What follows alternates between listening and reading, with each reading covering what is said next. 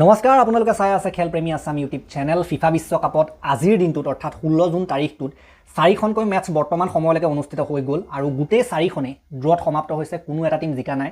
কঠিন ড্ৰ, কোনো সাধাৰণতে সহজতে ড্ৰ কৰিবলৈও সাধাৰণতে কিছুমান টিমে কষ্ট কৰিবলগীয়া হৈছে, কোনোৱে এনেই ড্ৰ কৰিবলৈও পৰা নাই, তেনেকুৱা হয়। গতিকে ফাইট হৈছে কিন্তু জয়হে হ'বলৈ সক্ষম হোৱা নাই।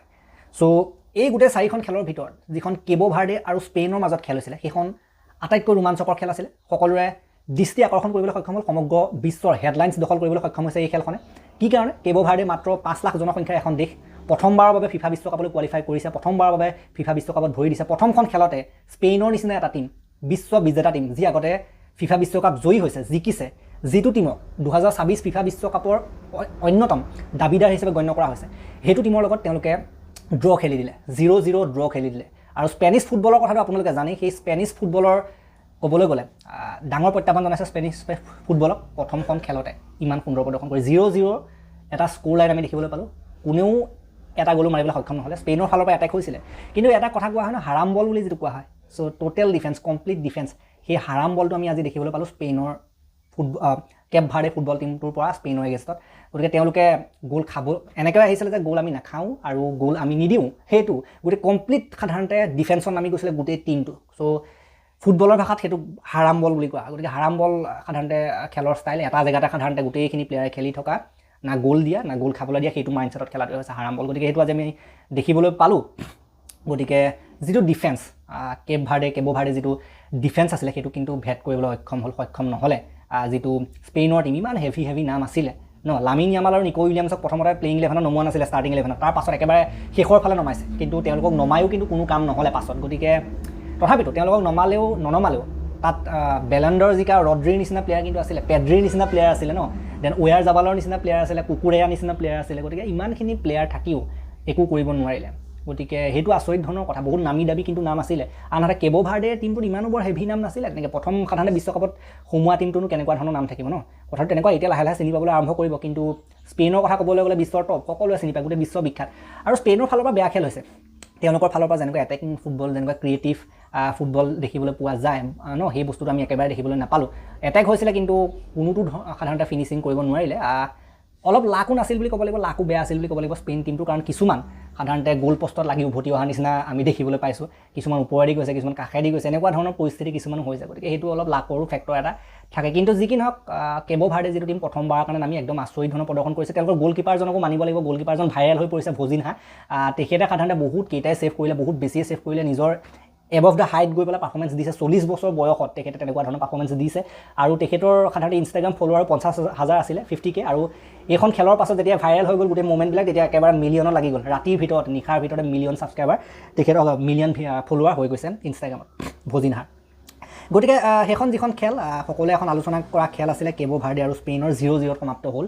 গতিকে স্পেইনৰ যিটো গ্ৰুপ, তাত আকৌ চৌদি আৰবিয়াও আছে। গতিকে সেইটো চাবলগীয়া হ'ব। তাত চৌদি আৰবিয়াও আছে, তাত উৰুগুৱেও আছে। গতিকে সেইটো কিন্তু গ্ৰুপৰ কথাটো অলপ খেলি মেলি লাগিব পাৰে। গতিকে সেইটো কথা আমি পাছত দেখুৱাম আমি। গতিকে এইখন খেল 0-0 সমাপ্ত হ'ল। নেক্সট খেলখনৰ যদি আমি কথা ক'বলৈ যাওঁ, যিটো বেলজিয়ামৰ টিম, কেভিন ডেব্ৰুইনৰ টিম আৰু মহম্মদ চালাহৰ টিম আমাৰ ইজিপ্তৰ লগত 1-1 ড্ৰ খেলিলে। সাধাৰণতে ভবা হৈছিলে যে বেলজিয়াম জিকিব খেলখন, ইমান ডাঙৰ ডাঙৰ ষ্টাৰ আছে। কালি আমি ভিডিঅ'ত আলোচনা কৰিছিলোঁ যে অলপ মেটচ উইনাৰ বেছি আছে বেলজিয়ামৰ টিমটোত, কিন্তু ফুটবলত সদায় যিটো ভবা হয় সেইটো নহয়। গতিকে সেইটো আমি দেখিবলৈ পালোঁ। যিটো বেলজিয়ামৰ টিম সেইটো ড্ৰ খেলিলে, ইজিপ্তৰ টিমটোৰ লগত 1-1 ড্ৰ খেলিলে। ওন গ'লৰ কাৰণে সাধাৰণতে ইজিপ্তৰ টিমটো ড্ৰত সমাপ্ত কৰিবলগীয়া হ'ল। ওন গ'ল এটা দিলে, নিজৰ প্লেয়াৰে দিলে। গতিকে বেলজিয়ামৰ টিমটোৱে কিন্তু এটাও গ'ল দিবলৈ সক্ষম হোৱা নাই। আচৌৰে দিছিলে 19 মিনিটত ইজিপ্তৰ, দেন ওন গ'ল এটা খালে ইজিপ্তে 65 মিনিটত। গতিকে সেই 65 মিনিটত সেইটো ওন গ'লৰ কাৰণে ড্ৰ হ'ল, নতুবা এইখন খেল জিকিলেহেঁতেন ইজিপ্ত। দেন তাৰপাছত আমি আৰু এখন খেল দেখিবলৈ পাইছিলোঁ, সেইখন আছিলে নিউজিলেণ্ড আৰু ইৰাণৰ মাজৰ খেল, যিখন নেকি ড্ৰ হ'ল, সেইখনো ড্ৰ হ'ল। তাত 2-2 হ'ল আমি দেখিবলৈ পালোঁ। তাত যদি আমি ক'বলৈ যাওঁ 7 মিনিটত নিউজিলেণ্ডৰ জাষ্টে এটা দিছিলে, দেন 32 মিনিটত ৰামিন, যিটো ইৰাণৰ টিম, ৰামিনে 32 মিনিটত ইকুৱেলাইজাৰ দিছিলে। দেন 54 মিনিটত পুনৰ এবাৰ নিউজিলেণ্ডৰ জাষ্টে আকৌ এটা দিলে, বেছ দিলে। তাৰপাছত তাৰ 10 মিনিট পাছত 64 মিনিটত মহেব্বিয়ে দি দিলে ইৰাণৰ। গতিকে সেইখনটো পূৰা সমান 50-50 খেল হ'ল। সেইটো কাৰণে সাধাৰণতে ড্ৰ হ'ল, চাবলগীয়া খেল আছিলে। 64 মিনিটৰ পাছত আৰু কোনো ধৰণৰ তেনেকুৱা গ'ল নহ'লে। আৰু এখন খেল হৈছিলে, সেইখন হৈছিলে ছৌদি আৰবিয়া আৰু উৰুগুৱেৰ মাজত। এইখনো আমি কালি আলোচনা কৰোঁতে কৈছিলোঁ উৰুগুৱেৰ পাল্লাটো ভাৰী যদিও যিটো ছৌদি আৰবিয়া তেওঁলোকক পাতলভাৱে ল'ব নোৱাৰি, জাকে তাকে হৰুৱাব পৰা টীম হয়। লাষ্ট টাইম দেখিছিলে যে আৰ্জেণ্টিনাৰ নিচিনা টীমক হৰুৱাই দিছিলে গৈ, গতিকে সেইটো কাৰণে এইটো টীমক সহজতে ল'ব নোৱাৰি। কিন্তু সেইটো আমি দেখিবলৈ পালোঁ উৰুগুৱে টীমটোৰ লগত তেওঁলোকে ড্ৰ খেলি দিলে কালি। প্ৰথম লিডটো তেওঁলোকে লৈছিলে 41 মিনিটত আলামিৰিয়া দিছিলে। আলামিৰিয়াই 41 মিনিটত গ'লটো দি দিয়াৰ পাছত একেবাৰে লেট ইকুৱেলাইজাৰ আহিছে 80 মিনিটত সাধাৰণতে উৰুগুৱে টীমটো দিবলৈ সক্ষম হ'ল। আৰাউহোৱে দিছিলে 80 মিনিটত এটা গ'ল, গতিকে 1-1ত সমাপ্ত হ'ল লেট ইকুৱেলাইজাৰ হ'ল। গতিকে সেইটো এস্কেপ কৰিছে, যেনে তেনে এস্কেপ কৰিছে বুলি ক'ব লাগিব। হৰাৰ মুখৰ পৰা উভতি আহিছে উৰুগুৱেৰ টীমটোৱে। গতিকে এনেকুৱা ধৰণৰ আছিলে এইকেইখন খেল। গোটেই 4খন খেলৰ কথা আমি আলোচনা কৰিলোঁ। তাৰ পাছত এইকেইখনৰ যিখন পইণ্টছ টেবল আমি চাব বিচাৰিম। যিকেইখন খেল হৈছিলে কালি মানে আজি আৰু মানে আজি পুৱতি নিশাও হৈছিলে, কালি আৰু আজি মিলাই মানে। গতিকে জি আৰু এইচ গ্ৰুপ আছিলে, জি আৰু এইচ গ্ৰুপ মিলাই এই গোটেইকেইখন খেল হৈছিলে 4খন খেল। জি গ্ৰুপৰ যদি আপোনালোকে ষ্টেণ্ডিং চাই তাত গোটেইখিনি ড্ৰ হ'লে 1-1 পইণ্টত আছে। তাত নিউজিলেণ্ড আছে, ইৰাণ, বেলজিয়াম আৰু ইজিপ্ত। এইটো গ্ৰুপৰ পৰা কিন্তু কোন আগলৈ যায় ক'ব কিন্তু নোৱাৰি দেই। বৰ আচৰিত, বৰ্তমান সময়ত এখনটো ড্ৰয়ে হৈ গ'ল আৰু নেক্সট কি হয় একো ক'ব নোৱাৰি। এইটো টীমৰ কথা একো ক'ব নোৱাৰে। প্ৰায় বেলজিয়ামৰ নিচিনা টীমটোৱে যদি প্ৰথমখন খেলত ড্ৰ কৰি দিলে, আটাইতকৈ ডাঙৰ টীম বুলি ভবা হৈছিলে, সেইটো টীমে যদি ড্ৰ খেলিলে বাকীকেইটা টীমৰ লগত, গতিকে বাকীকেইটা টীমেতো অলপ মানে আগবাঢ়ি যাবলৈ চাব। বেলজিয়াম যদি আৰু এখন হাৰে দিগদাৰ আছে, নেক্সট যদি কেনেবাকৈ হাৰি যাবলৈ হয়। গতিকে এইটো টীমৰ অকণমান সমীকৰণ টান আছে, ক'বলৈ টান কোন আগলৈ যাব কোন পাছত থাকি যাব। নেক্সট যদি আমি গ্ৰুপ এইচটোৰ কথা ক'বলৈ যাওঁ, তাতো 1-1 পইণ্ট হৈ গ'ল, গোটেইখিনি ৰৈ গ'ল। স্পেইনৰ যিটো টীম সেইটো কেব ভাৰ্ডেৰ লগত কিন্তু ড্ৰ খেলি বহুত সমস্যাৰ সন্মুখীন হ'ব পাৰে, কাৰণ ইয়াত উৰুগুৱে আছে, ইয়াত ছৌদি আৰবিয়াও আছে। এইবিলাক টীমক পাতলভাৱে ল'ব নোৱাৰি, গতিকে এইবিলাক টীমৰ লগত হাৰিবলৈও আছে, ক'ব নোৱাৰি ড্ৰ খেলিলে বা কি হয়। গতিকে এইটো টীমততো মই যি দেখিছোঁ গ'ল ডিফাৰেঞ্চটো বহুত মেটাৰ কৰিব। পইণ্ট সমান হৈ লাষ্টত গ'ললৈ যাবগৈ, কোনে বেছি গ'ল মাৰিছে এইটো চাইহে ওপৰ তল হ'ব সাধাৰণতে পইণ্টছ টেবুলত। গতিকে কেব ভাৰ্ডেটো ক'বলৈ গ'লে কেব ভাৰ্ডে যিটো টীম এতিয়া বাৰু লাষ্টত আছে, গোটেইকেইটা টীমৰ পইণ্ট সমান। চাওঁ নেক্সটবিলাক খেল কেব ভাৰ্ডে কেনেকুৱা খেলে। নেক্সট ছৌদি আৰবিয়াৰ লগতো আছে, মানে উৰুগুৱেৰ লগতো আছে। এখনমান জিকি যাব পাৰিলে তেওঁলোকৰ কাৰণে এইটো বহুত ডাঙৰ এচিভমেণ্ট হ'ব। এতিয়া স্পেইনৰ লগত ড্ৰ কৰাটোৱে তেওঁলোকৰ কাৰণে ৱৰ্ল্ড কাপ জিকাতকৈ কিন্তু কোনো কম নহয় সাধাৰণতে, প্ৰথমবাৰ নামিয়ে। আৰু কেব ভাৰ্ডে নিচিনা 5 লাখ জনসংখ্যা এটা টীম, আমাৰ এখন জিলাতে সাধাৰণতে 5 লাখতকৈ ওপৰৰ জনসংখ্যা থাকে কিছুমান। আমাৰ এখন চিটিতে সাধাৰণতে, চিটিটো বাদেই দিয়ক, এটা সাধাৰণ অঞ্চলতে 5 সাধাৰণতে লাখতকৈ ওপৰৰ জনসংখ্যা থাকে, কিন্তু আমাৰ ইণ্ডিয়ান টীমটো আজিলৈকে কোৱালিফাই কৰিব পৰা নাই। গতিকে এইবিলাকৰ পৰা শিক্ষা ল'ব লাগে, কেনেকৈ কৰিছে কি কৰিছে অলপ জ্ঞান ল'ব লাগে আমাৰ ইণ্ডিয়ান টীমটো। এইবিলাকে বহুত কিন্তু মটিভেশ্যন দিয়ে সৰু টীমবিলাকক, যিবিলাকে কোৱালিফাই কৰা নাই, বা আমাৰ ইণ্ডিয়াৰ নিচিনা দেশবিলাকক বহুত মটিভেশ্যন দিয়ে। বাকী যি কি নহওক এইখিনি আলোচনা কৰিলোঁ। এতিয়া আমি চাম নেক্সট কাৰ মাজত খেল আছে। নেক্সট ডে মধ্য নিশাৰ পৰা ডাঙৰ টীম আহি আছে, বিশ্বকাপৰ দাবীদাৰ টীম আহি আছে। গতিকে প্ৰথমবাৰৰ কাৰণে নামিব ফ্ৰেন্স, নামিব পৰ্তুগাল, আৰ্জেণ্টিনা। এইকেইটা আটাইতকৈ মানে বৰ্তমান সময়ত হেভি ৱেটছৰ সাধাৰণতে ৰন আহি আছে। ডাঙৰ টীম নামিব প্ৰথমবাৰৰ কাৰণে ফিফা বিশ্বকাপত। গতিকে এইটো নিশা গুৰুত্বপূৰ্ণ নিশা হ'বলৈ গৈ আছে। চ' 12:30 বজাত ফ্ৰেন্স নামিব চেনেগালৰ এগেইনষ্টত। ছাডিঅ' মানেৰ টীম চেনেগাল, এমবাপেৰ টীম ফ্ৰেন্স, এমবাপে উছমান ডেম্বেলেৰ টীম ফ্ৰেন্স। গতিকে ফ্ৰেন্সৰ পাল্লাটো ভাৰী থাকিব চেনেগালৰ এগেইনষ্টত, কিন্তু চেনেগাল এটা টীম যাকে তাকে যেতিয়াই তেতিয়া হৰুৱাৰ ক্ষমতা ৰাখে। গতিকে চাবলগীয়া হ'ব কি কৰে কি নকৰে, কিন্তু ফ্ৰেন্স আগত যায়। কিন্তু খেলখন ভাল খেল হ'ব, চেনেগালেও কিন্তু এনেই এৰি নিদিয়ে।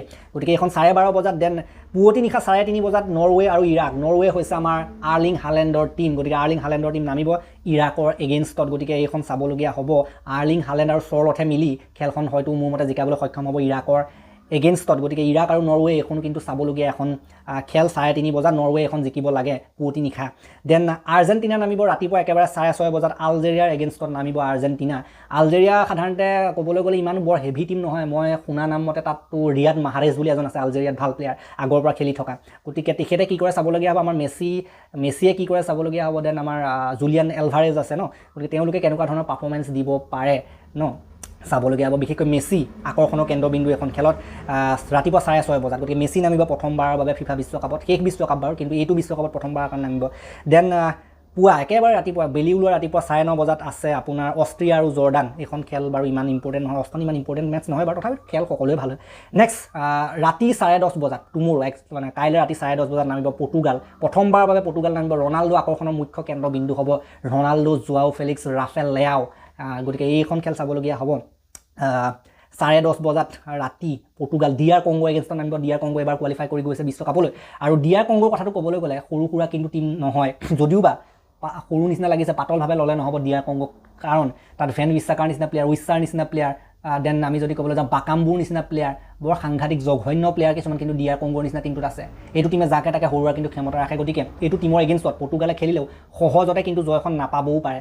ফাইট কিন্তু দিলে এইটো টীমে ভাল খেলে, বহুত হেভি ফাইট দিয়াৰ ক্ষমতা এটা ৰাখে যিটো ডিআৰ কংগোৰ টীম। গতিকে চাবলগীয়া হ'ব ডিআৰ কংগোৱে কি কৰে। মই কিন্তু এখন খেল চাবলৈ আগ্ৰহী। ডিআৰ কংগোৱে কি কৰে মোৰ কাৰণে এইটোৱে কিন্তু ইম্পৰ্টেণ্ট ৰনাল্ডোৰ এগেইনষ্টত। বাকী যি কি নহওক পাছৰ খেলখিনিৰ কথা আমি পাছত আলোচনা কৰিম পাছৰ ভিডিঅ'বিলাকত। এই ভিডিঅ'টো মই ইমান সমাপ্ত কৰিলোঁ। ভাল লাগিলে যে লাইক কৰিব, শ্বেয়াৰ কৰিব, চেনেলটো নতুনকৈ আহিছে যদি ছাবস্ক্ৰাইব কৰি ঘণ্টা দবাই থৈ যাব নাপাহৰিব। তেতিয়ালৈকে আৰু এটা নতুন ভিডিঅ' লৈ প্ৰতিশ্ৰুতিয়ে মই বিদায় মাগিছোঁ।